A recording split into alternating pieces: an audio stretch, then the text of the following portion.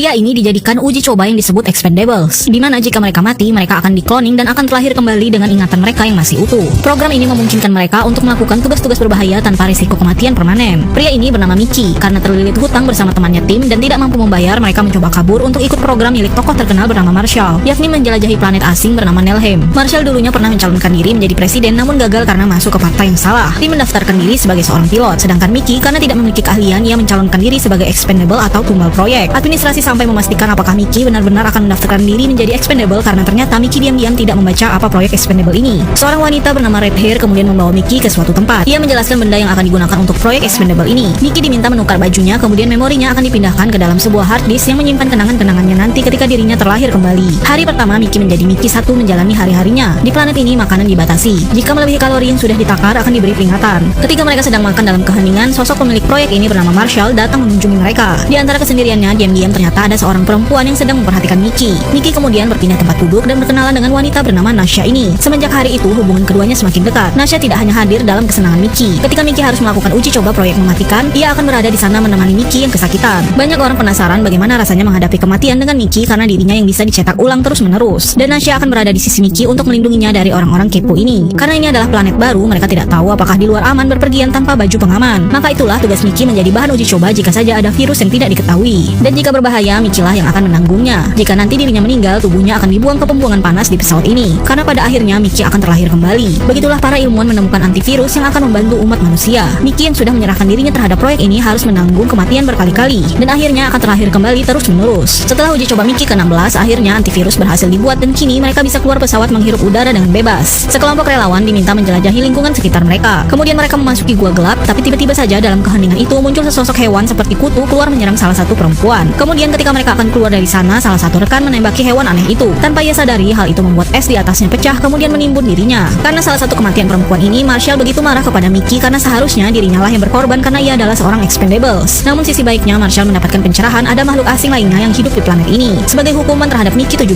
Marshall meminta Mickey membawa salah satu hewan itu untuk dibawa ke lab sebagai bahan uji coba. Berhari-hari Mickey mencoba bertahan hidup karena ia tidak boleh pulang. Sampai tiba-tiba terjadi longsor dan Mickey terjatuh ke dalam jurang. Ia ternyata masih hidup dan kemudian menemukan pesawat temannya Tim mendarat di dekatnya. Tim keluar ketika Mickey mencoba meminta tolong. Tapi ternyata Tim meninggalkan temannya itu karena pada akhirnya Mickey akan bisa hidup kembali. Tiba-tiba sosok hewan yang sebelumnya ia temukan muncul namun kini lebih besar. Sosok itu berdiri di atas tubuh Mickey dan siap untuk menyantapnya. Mickey mengira ini adalah akhir hidupnya. Namun Mickey 17 sadar dan ia masih menjadi Mickey 17. Hewan itu ternyata menyeretnya membawanya ke suatu tempat alih-alih memakannya. Apakah yang akan terjadi kepada Mickey? Saksikan di part selanjutnya.